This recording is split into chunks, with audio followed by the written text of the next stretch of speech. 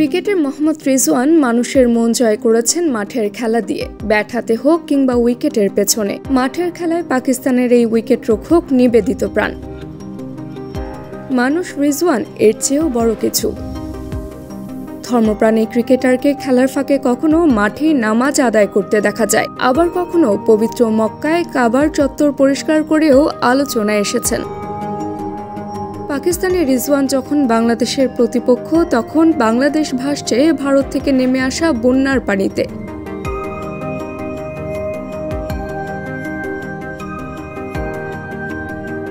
তীব্র বন্যায় দেশের 12 জেলায় লাখো মানুষ পার করছেন মানবেতর জীবন।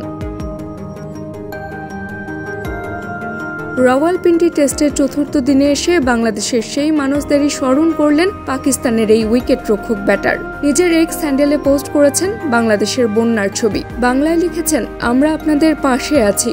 এর আগে ইংরেজিতে লেখা এক বার্তায় রিজওয়ান প্রার্থনা করেছেন বানভাসী মানুষের জন্য।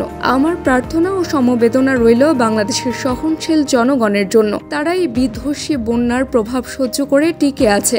আমি এই কঠিন সময়ে আমাদের ভাই ও বোনদের সমর্থন করার জন্য সবাইকে তাদের পছন্দের দাতব্য প্রতিষ্ঠানে উদারভাবে অনুদান দেওয়ার জন্য অনুরোধ করছি।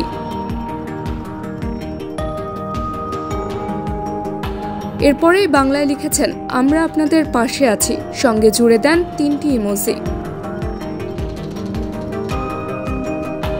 রাওয়ালপিন্ডিতে রানের উৎসব চলায় এই টেস্টে রিজওয়ান নিজেও পেয়েছেন বড় স্কোরের দেখা। প্রথম ইনিংসে করেছেন দলীয় সর্বোচ্চ 171 রান।